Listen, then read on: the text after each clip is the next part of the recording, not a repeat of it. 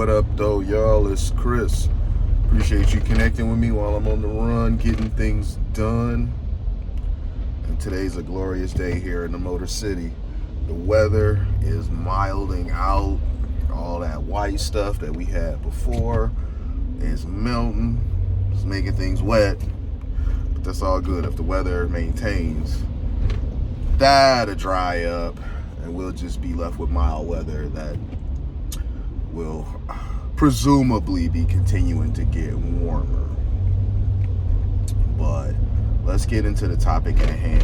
And we lost somebody, Angie Stone, a recording artist, and she's been around for a really long time. You know, she started in hip hop and then ventured off into R&B. She became known for neo soul. You guys know neo soul. It was a particular sound. It wasn't quite R&B. It was just more. You know, D'Angelo, who people consider to be basically the godfather of neo soul. Lauryn Hill, Jill Scott, Maxwell, Questlove. You know, these guys, they all counted as neo soul. And it's odd because everyone who did the most, who benefited the most from that subgenre, hated that it was called neo soul. They didn't want to be known as anything. I know D'Angelo, who happens to be Angie Stone's baby father. She's got a son with him.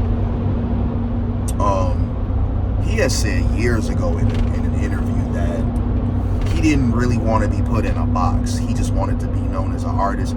He makes music, he puts something out, or he doesn't. You know, and that really has been how he's operated, because it'll be some gaps in between. I think between Brown Sugar and Voodoo, it was like 5 years, but then in between Voodoo and Black Messiah, it was like 12, 13 years, something to that effect, maybe 14. But it was a huge gap, and it was like, dang, man, like you took nearly 3 times the break between albums 2 and 3 as you did during albums 1 and 2. But that was his thing. He wanted to just release music or not. You know, he'll release some stuff. If you mess with it, great. You know, but he didn't want to be bound to releasing music, like being part of the machine. You guys know how the music industry works. You release an album and it does well, and they like want another album the following year or 2 years later, something like that. And he just really wasn't in that. Now, I don't want to talk too much about D'Angelo because this is about Angie Stone, but it was important to throw him out there because he is a part of her life. But you know, a ways back, she did a video talking about how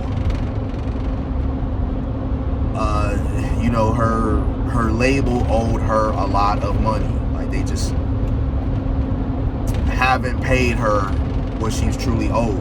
They've been doing the funny math, paying you this and that. And in a lot of cases, you know, the artists, they don't really be looking at the numbers like that. They just take what they get and they just assume that everything's on the up and up, or they don't want to rock the boat too much because they don't want to mess up future opportunities, you know, being blackballed by making too many waves. And I think that's absurd that you can be blackballed simply by demanding what you're owed. You made the music, you put in the time.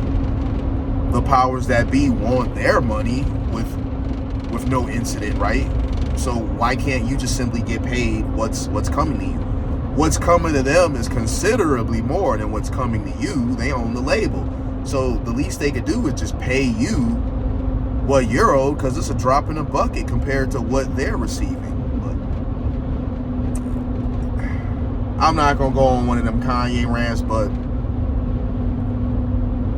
we know the way the music industry works. I'll just say that. We know who's in charge, and why it works the way that it does, and I'll just leave it at that. There are other people with louder voices and larger platforms. I'll leave it to them who are actually in the industry. I don't have a dog in this fight since I'm not in the industry, so I'll leave this fight to those who actually are. But you skip forward to now, and something has happened to her. Now, I'm not saying it's related. A lot of people are. There are a lot of people that believe there's some foul play here.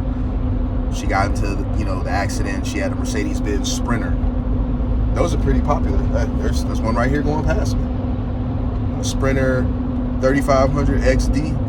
The Sprinter has basically become the utility van. It's taken over where the Econoline left off at, and the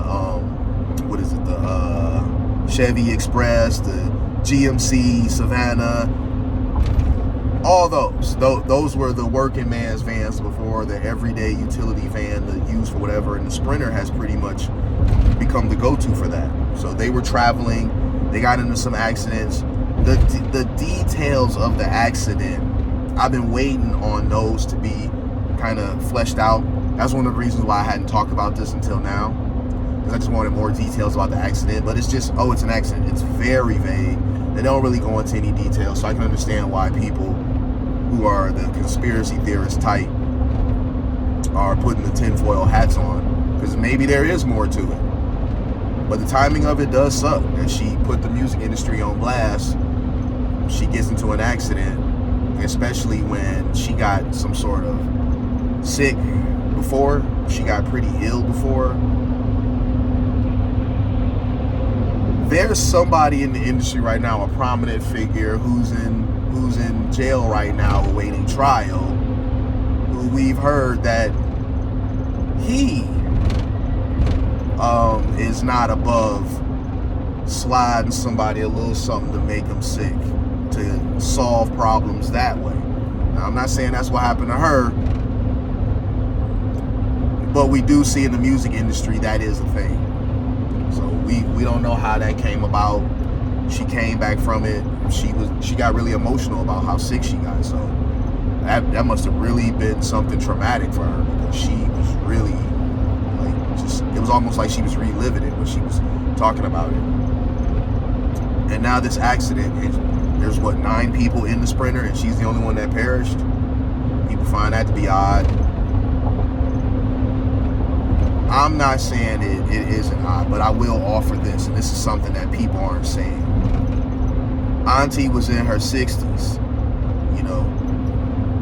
We don't know if she was wearing her belt or not. And on top of that, your body, you can't get shook up the same anymore. When you in your 60s, getting shook up is devastating. Let me give you a case in point. I'm 44. When I fall, it sucks. It is just, it really hits me. I'd be like, oh my God, you almost feel like you about to cross over. All right, it's that bad. And I laugh about it because I remember just 10 years ago, if I fell, it was nowhere near as devastating of an experience. So that could be why she didn't survive that. Just saying that, y'all. So I'm not saying there's nothing odd about it. I'm not going to dismiss it either. I'm just saying that she was up there in age, so it's not unreasonable that she wouldn't have been able to survive a traumatic shakeup such as a car accident, y'all. But R.I.P. to her, man. I've got quite a bit of her music. She made great songs. She's responsible. D'Angelo's one of my favorite artists. She's, from all accounts, responsible for his sound. Maybe not today, but when Brown Sugar came out, she was largely responsible for his sound. And I can believe that because quite a bit of stuff that she's made sounds like that album. It just has the same type of profile, if you will, same type, sort of sound profile. It fits.